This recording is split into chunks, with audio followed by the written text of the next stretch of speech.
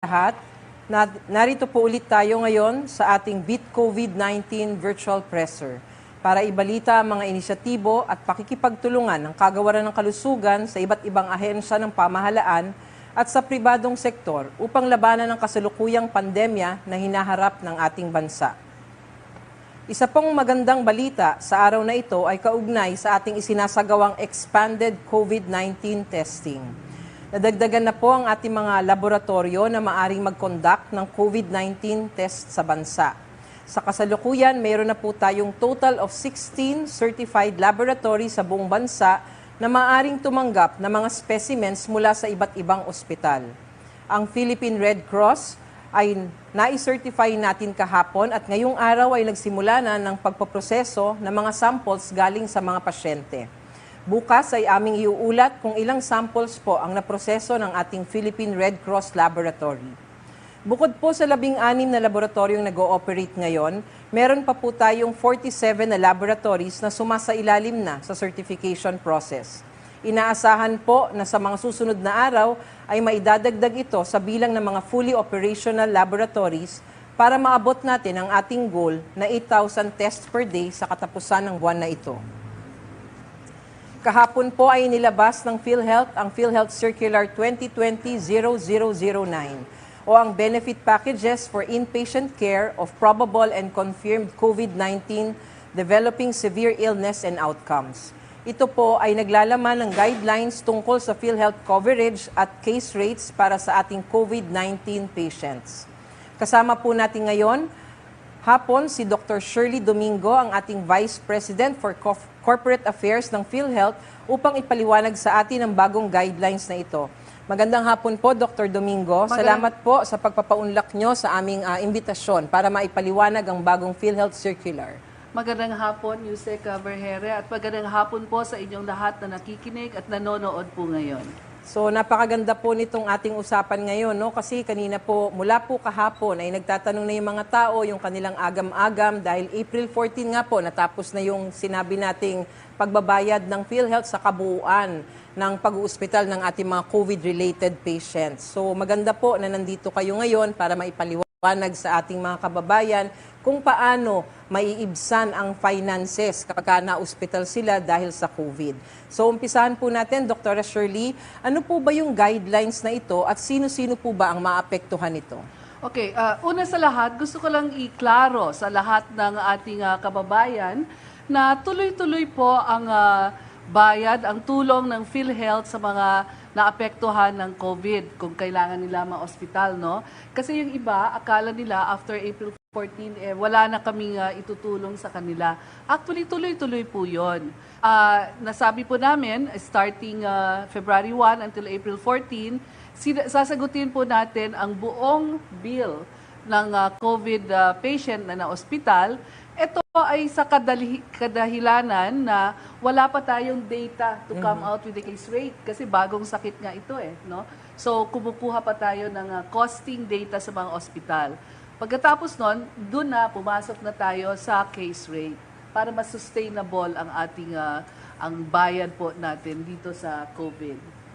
Okay, Doktora. So sabi nga ni Doktora, no, hindi agad nakapagpalabas kaya ang ating naging board decision noon ay sagot lahat ng PhilHealth ang mga gastusin sa ospital ng lahat ng COVID-related patients. So ngayon, Doktora, ito pong ating bagong circular ba? Lahat pa rin po ba ng COVID-related na mga pagkakasakit ay sasagutin ng PhilHealth? Yes, sagot pa rin lahat at hindi ito yung kadalasan case rate natin na mababa. Mataas rin po ito and kung mamarapatin po ninyo ay babasahin ko yung magkano ang ating case rates, no? For mild pneumonia, ito ay pwedeng i-hospital sa level 1 up to level 3 hospitals. Ito ay 43,997. Doon sa moderate naman na pneumonia, kasi pneumonia ang kadalasan na complication for COVID. So ito ay 143,267. Ang severe pneumonia naman ay 333,519. While yung critical cases naman na nagkaka-critical pneumonia, ito ay 786,384. So makikita nyo na malalaki pa rin itong case rates natin na ito. And actually, based on the costing data, ito ay mga averages. Kasi yung iba dito mas mababa, nakakagaling na sila no? Yung total bill nila, yung iba 300,000, 500,000. Iba-iba po, meron talaga milyon talaga. So ito yung mga averages na nakuha natin dun sa mga costing data na pumasok. Okay, napakaganda po nitong ibinibigay sa atin na datos ng PhilHealth, no, na sinasabi nila na they would be covering this much, no, pag kayo nagka-critical na pulmonya o kaya severe, moderate, or mild. So katulad po ng sinasabi ni Dr. Domingo kanina, usually po kasi ang mga komplikasyon or yung mga malalala na komplikasyon ng ating COVID ay ang pulmonya. Kaya ito talaga ang ating gustong suportahan para po hindi mahirapan ng ating mga kababayan na magbayad ng kanilang hospital expenses. So gusto lang ho natin ipaalala sa lahat, yun pong dati, ang binabayaran ng PhilHealth hanggang April 14 ay kabuuan ng hospital expenses. Ngayon po, mula April 15, papasok na ang case rates. At ito na po ang kanilang bagong coverage na tinatawag. No? Ito na yung benefit package po nila na sinabi po ni Dr. Domingo. So, kailangan po ba na ang registered member ng PhilHealth bago po mag-avail ng benefits? Ibig sabihin, kailangan po ba ay PhilHealth member siya? Universal healthcare na po tayo ngayon. Lahat ng Filipino, miyembro na po kayo. And part also of the Universal Healthcare Law, sinasabi na immediate eligibility. So, lalo na po ngayon na emergency, pandemic tayo, ay kahit non-member kayo, ay pwede kayo mag-avail. Pero part of our guidelines say, sana magpa-register kayo man lang before sila ma-discharge para pumasok sila sa database natin. Okay, napaka-simple po nung sinabi, no? You can be eligible and you can avail. Okay, that's good, no? So, yan po ang isang agam-agam po ng ating mga kababayan, doktora. Tatawag sila, natatakot sila na baka hindi sila kasali dahil wala po silang PhilHealth membership. Pero ngayon po, kinukumpirma ni Dr. Shirley, based from the Universal Healthcare Law, lahat po ng Pilipino, ang sinasabi niyan sa batas na yan, ay miyembro ng PhilHealth. Ang kailangan lang daw po ay magpaparehistro tayo at meron lang kaunting documentary requirements pa, doktora. Anong kailangan nila? Yes, meron tayong form na tinatawag, the PMRF. So, kailangan nila fill upan yun, registered na sila. And of course, proof of identity. No? Pwedeng birth certificate, proof of identity. Kung wala silang birth certificate, meron naman ibang acceptable na documents yan eh. Basta ma-prove lang yung name niya at saka yung tamang pangalan na papasok sa registration natin sa database natin. So yan ang dahilan nun. Okay, so yun lang po, simple lang yun, magpa-register sa amin.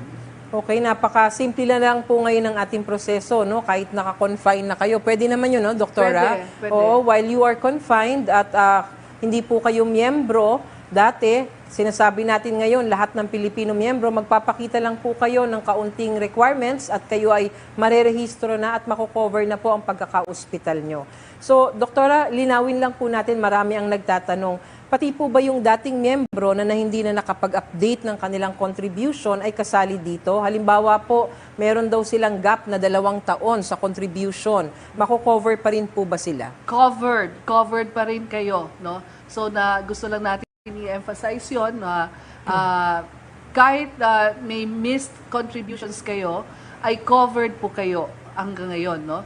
So, sana naman, wag nyo kailanganin ang hospitalization. Pero kung kailangan talaga, wag kayo mag-agam-agam, kahit may missed contribution kayo, ay pwede kayo mag-avail. Eligible kayo. Okay, so that's good news for us, no, sa ating mga kababayan. Hindi natin kailangan mag-worry kasi kahit may missed contribution, base nga dun sa ating mga sinasabi ni Dr. Domingo, kasali pa rin ho kayo. Walang sisinuhin ang PhilHealth. Pagdating sa sakit na ito, sila ay tutulong sa atin. So kanina nabanggit po ni Doktora yung ating classification, kung ano po yung makukover. Pero tatanungin naman ho natin, ano po bang mga klaseng pasyente? Kasi ngayon, meron tayong mga pasyenteng suspetsa pa lang, merong probable, merong confirmed. So lahat po ba yan, basta COVID-related, ay kasama dito sa coverage na ito? Actually, yung coverage natin dito is the probable and the confirmed cases, no? Pero may mga definitions naman yan eh. Kasi probable cases naman are suspected cases na for one reason or another, One, hindi pa confirm ang test nila, hinihintay pa yung test nila. Two, hindi na test for whatever reason, no? Pero probable cases sila. So may mga definitions naman yon. Okay, maganda po yung sinabi ni Doktora, no? Kasi kahapon lang pinag-usapan natin kung ano ba yung suspetsya, ano ba yung probable, ano po ba yung confirmed. At ang sabi natin, kapag probable ka, very similar na ang mga simptomas mo sa COVID. Ang kulang na lang yung test talaga na i-confirm na positibo ka. At ang sabi natin, kapag ikaw ay probable, gagamutin ka na rin, parang may COVID-19 ka. So, sukat na sukat ang PhilHealth benefits dahil isinama po ng PhilHealth ang probable maliban dun sa COVID talaga na confirmed case. So, Doktora, ang tinatanong naman po ng mga ospital, kung hindi daw po sila nagkaroon ng registration, no? Katulad ng isang ospital, hindi accredited for PhilHealth, makakasama po ba ang mga pasyenteng pupunta dito sa ospital na to? Yes, sabi nga ng president po namin, si President Ricardo Morales, na even those with cases at suspended ang accreditation nila, we will still pay. We will give them yung tinatawag namin na IRM, no? Ito ay parang advance payment para kung may COVID cases rin sila, ay pwede rin sila mag-manage nun. Napakagaling, no? Biruin niyo po yung pagtutulungan ng mga ahensya ng gobyerno para po hindi na mahirapan ang ating mga kababayan, lalong-lalo na sa krisis na ito. So sa panghuling katanungan po, Doktora, pag namatay po ba daw po ang may pasyente ng COVID-19, babayaran pa rin po ba ito ng PhilHealth? Yes, yes. Siyempre na hospital rin yun, no? Kailangan rin nila yung mga ganitong tulong. So kahit namatay po yun, basta manage as a COVID patient, sasagutin po yan ng PhilHealth. Okay. Depende sa date of admission, no, whether full bill or case rate. Okay, so yun po yung mga katanungan natin sa PhilHealth. Hihingan lang po natin ng konti pa na salita or pagbati ang ating doktora kung meron pa hong ibang announcement po ang PhilHealth, Doktora. Well, gusto ko lang sabihin, una sa ating mga ospital, alam kong talagang puno na sila, up to their next na sila in work on this COVID, because of this COVID pandemic. Pero hinihiling lang po natin that we have our policies and guidelines. Sana po ay wag na natin hingan ng mga like advance payments ang ating mga pasyente kasi syempre nahihirapan rin sila financially ngayon, no? Anyway, ang sinabi po namin, sasagutin po yan ng PhilHealth. Depende yon kung full payment or case rates, no? So, wag na natin hingan ng mga advance payments itong mga pasyente po natin. Tapos, doon naman sa ating mga kababayan, no?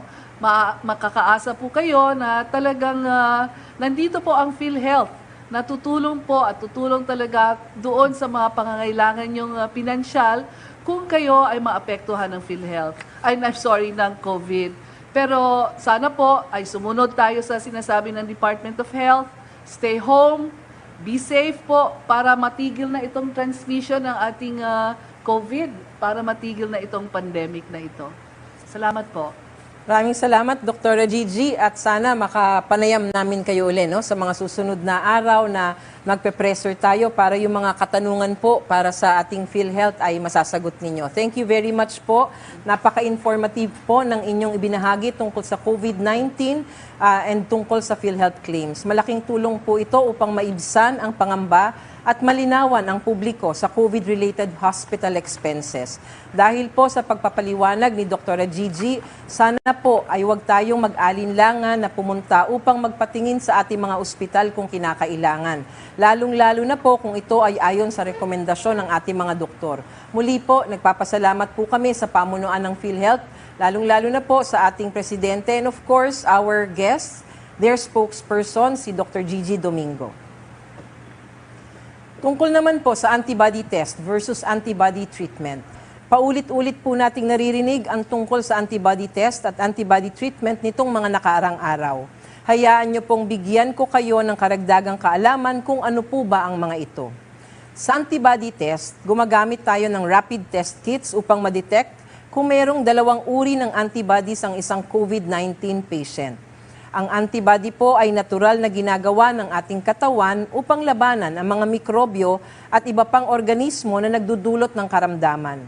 Ito po ay lumalabas sa tuwing may impeksyon ng isang tao. Sa mga antibodies, meron po tayong tinatawag na IgG at IgM. Sa mga antibody ng IgM ay nauunang napoproduce ng ating katawan laban sa organismo. Ito po ay nangyayari sa unang parte ng karamdaman o ang tinatawag nating acute phase. Susunod namang lalabas ang mga antibody na IgG sa huling parte ng karamdaman o ang convalescent phase. Sa antibody test po, tinutukoy natin ang presensya ng IgM o ng IgG. Kung positibo sa IgM, ibig sabihin po nito ongoing ang karamdaman ng isang tao at maharing nakakahawa po siya sa iba. Kung positibo naman ang IgM, ibig sabihin po nito ay, kung positibo naman po ang IgG, ibig sabihin naman po nito ay patapos na po ang karamdaman at nagsisimula na pong mag-develop ng immunity ang ating katawan.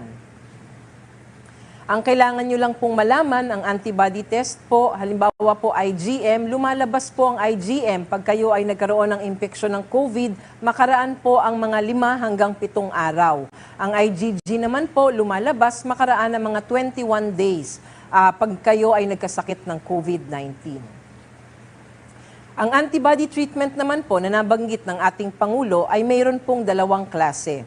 Una po, yung tinatawag na convalescent plasma therapy o yung pagkuha ng plasma mula sa dugo ng isang pasyente na nakarecover sa COVID-19.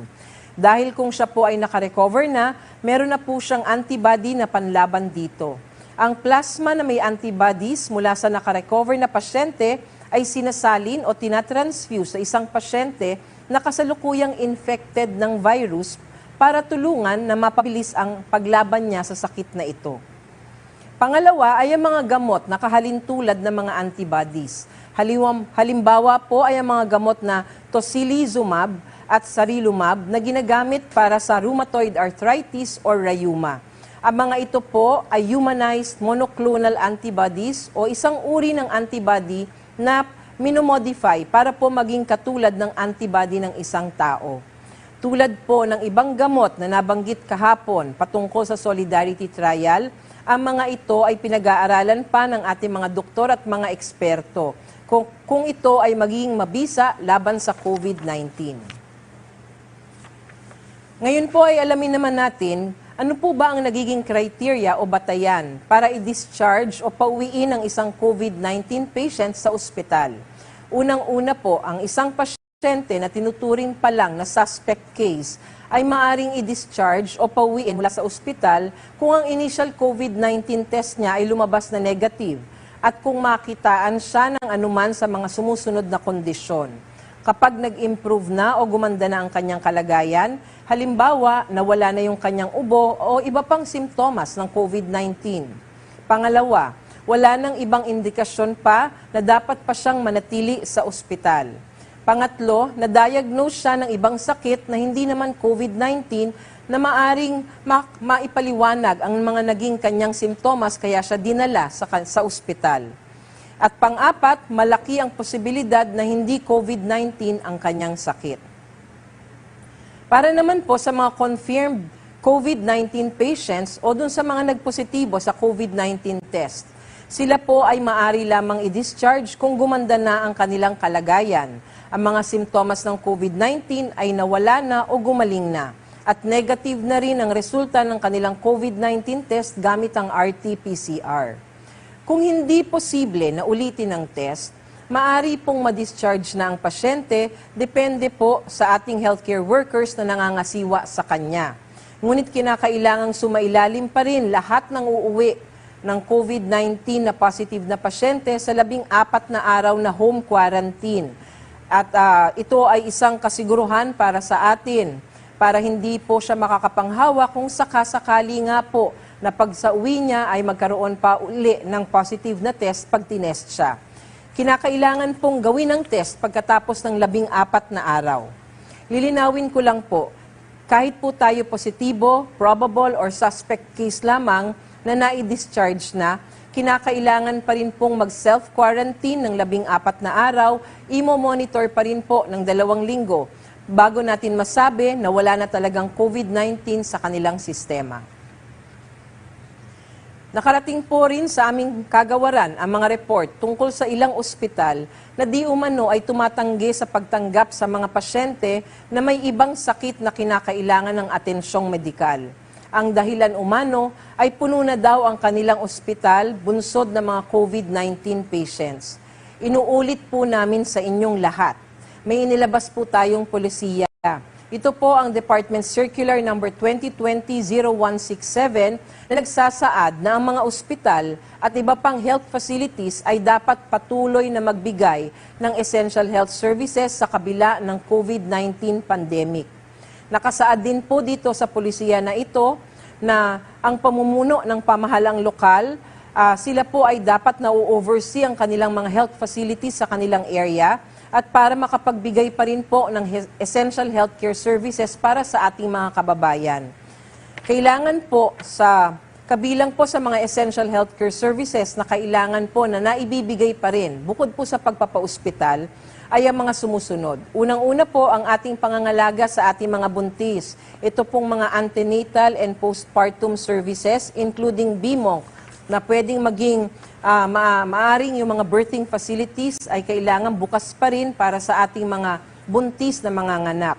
Pangalawa, essential intrapartum and newborn care, lalo na po na patuloy na magbigyan ng kahalagahan ng gatas ng ina o ang exclusive breastfeeding. Pangatlo, dapat pong ituloy ang immunization, yung pong mga bakuna para sa ating mga anak o mga bata na 0 to 12 months old.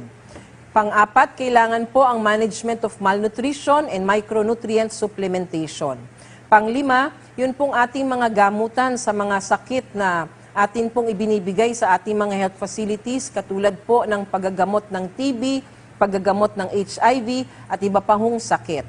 At pang-anim po, magbibigay pa rin ho tayo ng mga serbisyo ng mga mental health services. So ito pong lahat ay kailangan na ibibigay pa rin sa ating mga kababayan kahit meron po tayong pandemya ng COVID-19. At ang pinaka-importante po, dapat na bibigay pa rin po yung mga serbisyo sa ospital para sa COVID-19. Hindi po pwede na dahil puro COVID po ang sinasabi ng ating ospital ay nakalimutan na po natin ang ibang mga sakit na maaring mararanasan ng ating mga kababayan.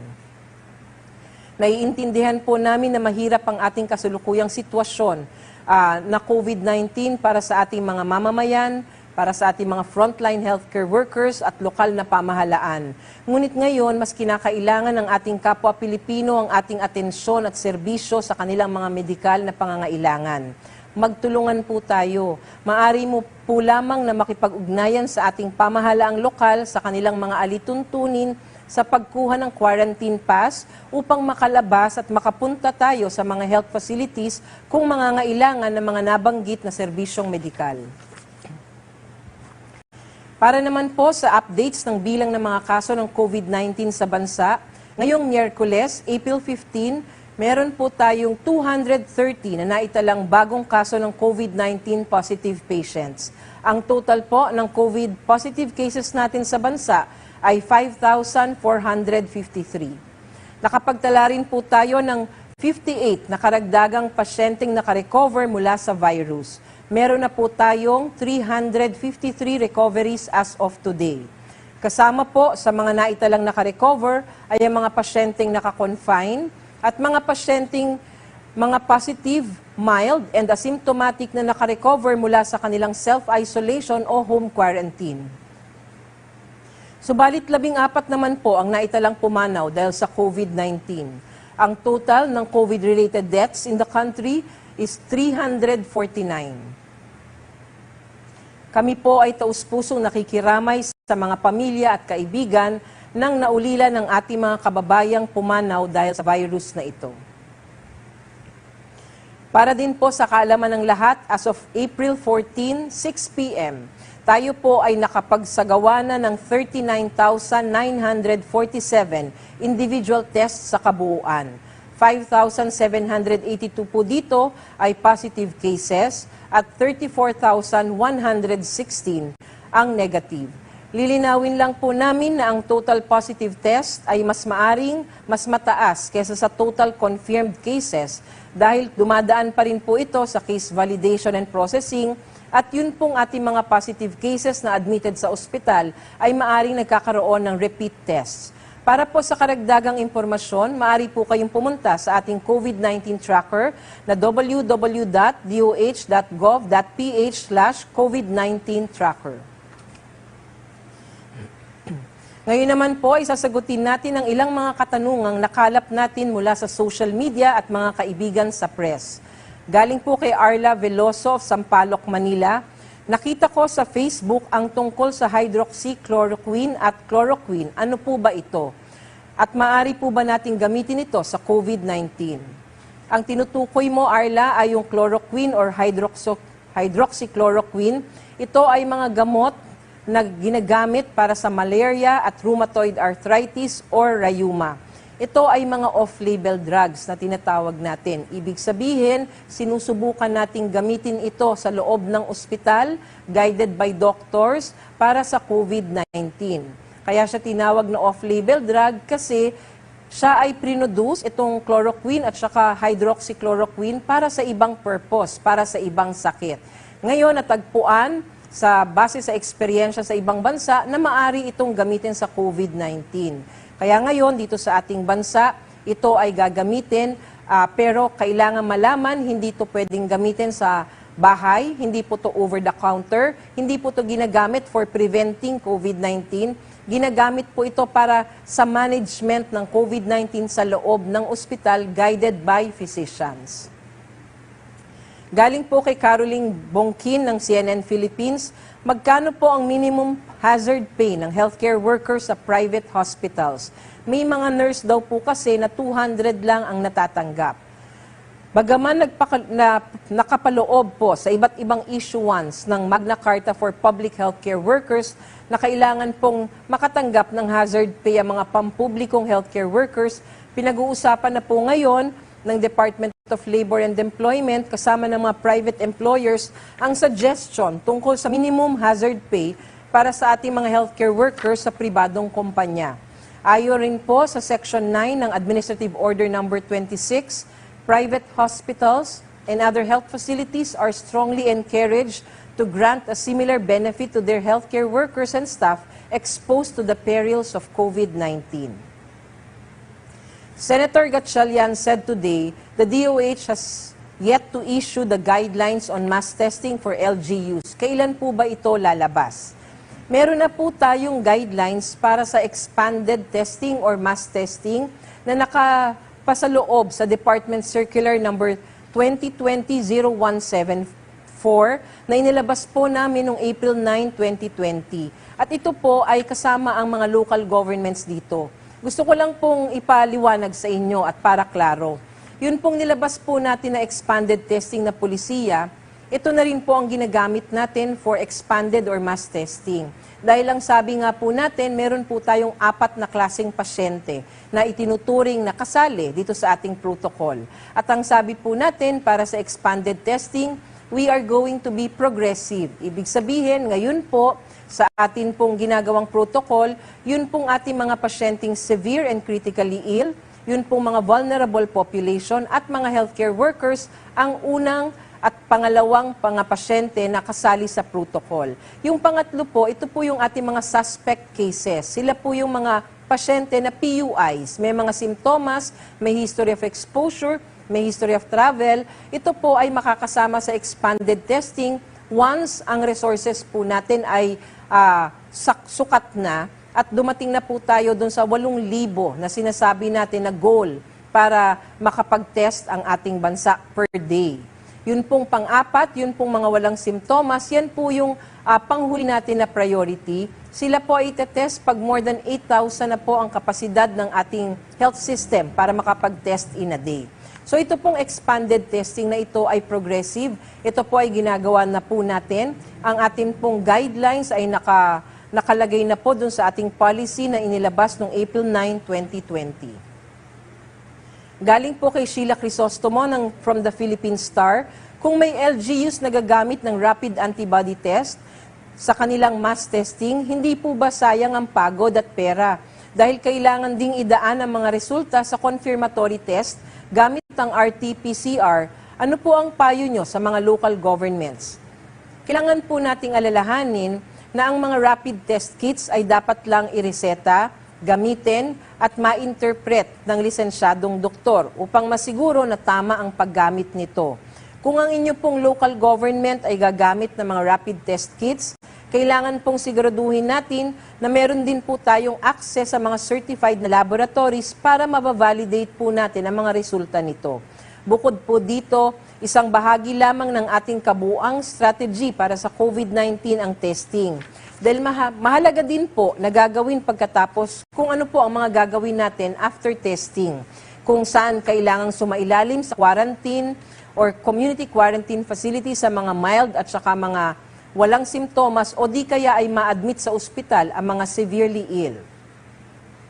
Galing po kay Joe Vicky ng Philippine Daily Inquirer, the Philippines is one of the 37 countries identified by WHO where children are at risk of missing out on measles vaccine due to the COVID-19 outbreak. How is the DOH addressing this given that we just had an outbreak of measles last year? So tinatanong po ni Jovic na tayo daw po ay meron tayong risk for having measles outbreak po dito sa ating bansa. Ang measles po ay yung tigdas. Patuloy po ang pagbibigay natin ng bakuna sa mga bata. Ito po ay alinsunod sa ating mga polisiya na sinasabing dapat ituloy ang pagbabakuna at iba pang essential healthcare services kahit na meron tayong epidemya or pandemya ng COVID-19. Napapaloob po dito sa mga polisiya ang pagbabakuna sa lahat ng mga bata na may edad 0 to 12 months. Kabilang po ang bakuna para sa measles o tigdas sa ating expanded program on immunization na ipinapatupad sa buong bansa. Galing po kay Aiko Miguel ng UNTV, has DOH required LGUs to disinfect the house of COVID-19 confirmed cases? Can the family of a confirmed case request disinfection based on DOH's guidelines on disinfection? Naglabas na po ang kagawaran ng guidelines tungkol sa cleaning and disinfection laban sa COVID-19 sa loob ng iba't ibang lugar or setting. Nakapaloob dito ang gagamiting disinfection solution na sodium hypochlorite at 0.5% na sa isang bahaging bleach sa 9 na bahaging tubig. Sa loob ng mga bahay, dapat linisin at madisinfect ang mga madalas na hawakan o gamiting bagay katulad ng mesa, switch ng ilaw, hawakan ng pinto at iba pa. Bagaman kaya naman pong gamitin ito gamit lamang ng karaniwang tubig at sabon, maaari po tayong humingi pa rin ng tulong sa ating mga local governments para dito. WHO has a fourth case definition which is contact. These are the direct physical contact of those COVID-19 probable or confirmed case.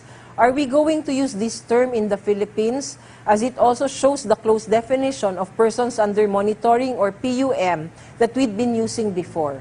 Sinasabi po dito sa katanungan na ito na doon daw po sa WHO classifications, meron daw po silang classification na contact. Dito daw po sa Pilipinas, maihahalin tulad natin ito sa person under monitoring o yung mga PUM.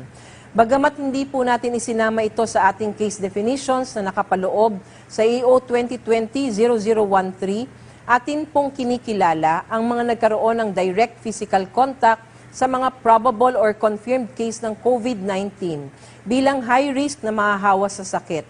Tama po kayo, ito po yung ating mga persons under monitoring or PUM. Kasama po sila sa grupo ng mga taong nagkaroon ng close contact sa COVID-19. Kasama na ang mga nag-aalaga ng pasyenteng walang angkop na PPE, naninirahan, nakipagtrabaho o nagbiyahe kasama ang isang confirmed COVID case ng higit pa sa 15 minuto at less than 1 meter ang layo sa isa't isa. Ang mga naging close contact po ng mga pasyenteng may COVID ay dapat sumailalim sa contact tracing at close monitoring para masubaybayan kung sila'y magkakaroon ng mga simptomas ng COVID. Patuloy po ang pagpapaalala ng kagawaran na ang ating laban kontra COVID-19 ay nagsisimula sa ating mga tahanan. Kayo po ang frontline sa labang ito. COVID-19 should stop at your doorsteps. Kung ang bawat isa ay gagawin ng kanilang parte, halimbawa, ang istriktong pagsunod sa enhanced community quarantine, palagi ang paghuhugas ng kamay, pagsunod sa proper cough etiquette, at pagpapalakas ng resistensya, mawawakasan natin ang pagkakahawahan ng COVID-19. Nagpapaalala rin po ang kagawaran na sa panahon ng COVID-19, tayo po ay mas kinakailangang maging responsableng magulang. Sa pag-iwas natin sa COVID, iwasan din ang hindi planadong pagbubuntis. Para sa serbisyong family planning, maaari po kayong tumawag sa Popcom Wellness Clinic 02-8782-9284 o 02-8531-6897 or pwede rin tawagan ang cellphone numbers 0917-597-0770 or 0998-865-2810. Sa mga ganitong pagkakataon po nasusukat ang ating pagiging Pilipino. Katulad ng maraming pagsubok sa atin na ating nalampasan, kakayanin din po natin itong matatagumpuyan hanggat tayo ay nagtutulungan at sama-sama. Para po sa mga gustong mag-donate sa DOH ng mga gamot, medical equipment, supplies at iba pang produktong pangkalusugan na gagamitin para sa COVID-19, maaari po kayo makipag-ugnayan lamang sa Office of Civil Defense na siyang nangunguna sa pagkalap at pagbabahagi ng donasyon sa ngalan ng national government at ng kagawaran ng kalusugan. Para naman po sa mga health facilities na nangangailangan ng mga personal protective equipment or PPEs, maaari po kayong mag-email ng inyong request sa covid19logistics@gmail.com upang makapaglaan kami ng PPEs para sa inyo. Patuloy pa rin po ang ating laban para siguraduhin ang kaligtasan at kalusugan ng bawat Pilipino. Manalig po tayo na sa ating pagtutulungan, atin pong malalampasan ang sitwasyon na ito. Nakadepende po ang kaligtasan natin sa ating lahat. Tayo po ay mga frontliners din sa laban na ito. At ang health system, ang ating second line of defense, nasasalo pag tayo ay nagkaroon ng COVID-19. Kaya't inaanyayahan po namin kayong lahat, tayo po ay magtulungan sa pagsugpo ng COVID-19. Mariin po naming pinapaalala ang ugaliing mag-fact check. Tumingin tayo sa verified at legitimate sources at siguraduhin tama ang impormasyon bago i-share. Hindi po natin kailangan ng fake news ngayon. Tandaan po natin na buhay at kaligtasan ang nakasalalay sa bawat click at share natin sa social media. Maging mas maingat sa pagpapakalat ng impormasyon, lalong-lalo na sa ganitong panahon. Maaari niyo pong tawagan ang ating 24/7 hotline upang isangguni ang sinuman na nagkakalat ng maling impormasyon. Tumawag po lamang sa numerong 02-894-COVID o sa 1555. Ulitin po natin, 02-894-COVID o sa 1555. Libre po ito para sa lahat ng ating subscribers. Para rin po sa karagdagang impormasyon at mga updates sa mga susunod na araw, pumunta lamang po sa Facebook page ng DOH o di kaya sa DOH Viber Community at subaybayan po ang ating Beat COVID-19 Virtual Presser araw-araw. Tuloy-tuloy pa rin po ang operasyon ng ating kagawaran ng kalusugan. Muli po, bumabati kami sa ating mga frontliners, sa ating mga healthcare workers, at lalong-lalo na po sa ating mga homeliners. Manatili po tayo sa bahay, sama-sama po natin sugpuin at tapusin ang pandemyang ito. Mag-ingat po tayong lahat, tandaan, together we can beat COVID-19. Maraming salamat po.